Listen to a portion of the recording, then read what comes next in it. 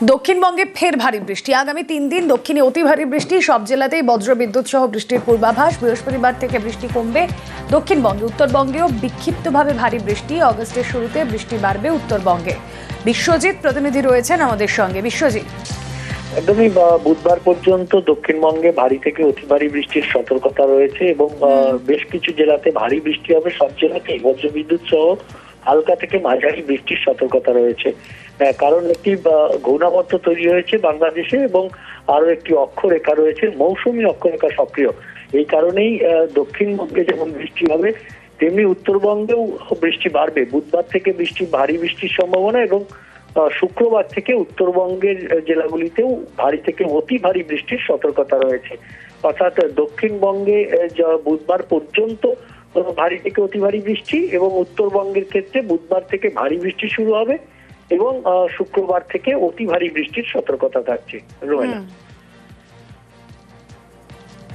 এখন আমাদের উত্তর বাংলাদেশে একটা ঘূর্ণাবর্ত রয়েছে, মৌসুমী বায়ু সক্রিয় রয়েছে। এর জন্যে দক্ষিণবঙ্গের হালকা থেকে মাঝারি বৃষ্টিপাত সমস্ত জায়গাতেই আর ভারী বৃষ্টিপাত 1-2 জায়গায় করে হওয়ার সম্ভাবনা থাকছে। আগামী 24 ঘন্টাতে যেটা আমরা দিয়েছি তাতে পশ্চিম বর্ধমান এবং বীরভূম জেলাতে ভারী থেকে অতি ভারী বৃষ্টিপাত, পূর্ব বর্ধমান, আমাদের মুর্শিদাবাদ, নদিয়া, হুগলি, উত্তর দক্ষিণ 24 পরগনা এইসব জেলাতে ভারী বৃষ্টিপাতের সম্ভাবনা রয়েছে। কলকাতা তার পার্শ্ববর্তী অঞ্চলেও কয়েক পশলা বৃষ্টিপাত হালকা থেকে মাঝারি হওয়ার সম্ভাবনা রয়েছে। মালদার বৈষ্ণবনগরে গঙ্গা ভাঙন আতঙ্কে পারদেওনাপুর শোভাপুর পঞ্চায়েতের গোলাপ মণ্ডল পাড়া। তাদের দাবি, গঙ্গা গর্ভে তলিয়ে গিয়েছে বেশ কিছু ঘরবাড়ি। ভাঙন আতঙ্কে দিন গুজরান, ভিটেমাটি ছেড়ে খোলা আকাশের নিচে আশ্রয়। বর্ষায় গঙ্গার জল বাড়তে আতঙ্কে ঘুম উড়েছে শতাধিক পরিবারের। সব গঙ্গাতে পড়ে গেল। কবে থেকে গঙ্গা ভাঙন শুরু হয়েছে? আজকে বেলা 10টা থেকে। থাকবো কোনখানে? বাড়ি ঘর তো সবাই বেশি আছে, কোনো জায়গাতে থাকার আশ্রয় নেই। অনেকটা 1.5 বিঘা 2 বিঘা জুড়ে পড়েছে গঙ্গা ভাঙন। কেউ এসেছিল? এখন কেউ আসেনি।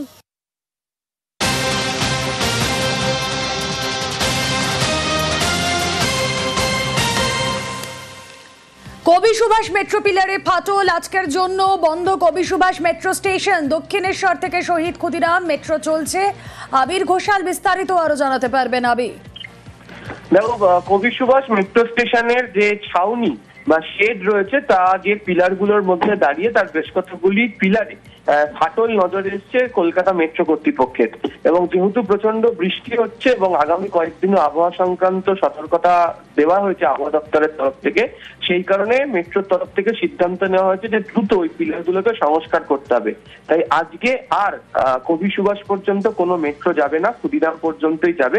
এবং ইতিমধ্যে কাজ শুরু হয়ে গিয়েছে যে সেগুলোকে সংস্কারের কাজ।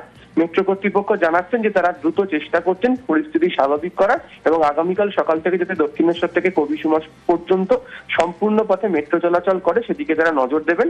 তাদের বক্তব্য, যে ধরনের ফাটল নজরে এসেছিল তাতে যে কোনো সময় বিপদ ঘটতে পারত, সেই কারণেই তারা কবি সুভাষ পর্যন্ত মেট্রো চলাচল বন্ধ রেখেছেন যাত্রী সুরক্ষার স্বার্থে।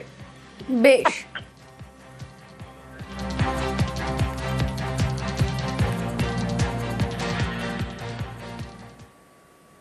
বাড়ি থেকে পড়ুয়াদের ডেকে আনতে হয় স্কুলে। পুরুলিয়ার ডাবর বলরামপুর জুনিয়র উচ্চ বিদ্যালয় মেরে কেটে 4 থেকে 5 জন পড়ুয়া আসে, তাও অনিয়মিত। মাস্টার 1 জন।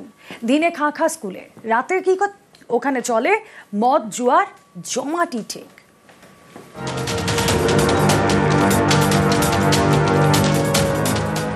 স্কুল চত্বরে এখানে সেখানে মদের বোতল, গেলাস, ছেঁড়া তাস। সন্ধে নামলেই বিদ্যার আলোয় নেশারুদের কবলে। পড়াশোনা তো কিছু হয় না, সকাল দিকে কিছু হয়তো ছেলে আসে যোগব্যায়াম করে বাইরে, স্কুলের মধ্যে কিছু এর ভিতরে কোনো কাজ হয় না। সন্ধ্যা হলেই মদের আসর, জুয়ার আসর। নজরদারি মোটেই নেই, থানা পুলিশ এর মধ্যে নজরদারি কিছু নেই। স্কুলে এই 1 জন শিক্ষক, পড়ুয়া হাতে গোনা। অথচ আগে এমন ছিল না। 2017 সালে ডাবর বলরামপুর গ্রামে শুরু হয় জুনিয়র উচ্চ বিদ্যালয়। সেই সময় স্কুলে 4 জন অতিথি শিক্ষক নিয়োগ করা হয়।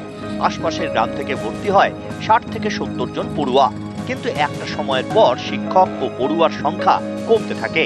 এখন খাতায় কলমে 11 জন পড়ুয়া। কিন্তু স্কুলে আসে মোটে 4-5 জন, তাও আবার তাদের বাড়ি থেকে ডেকে আনতে হয়।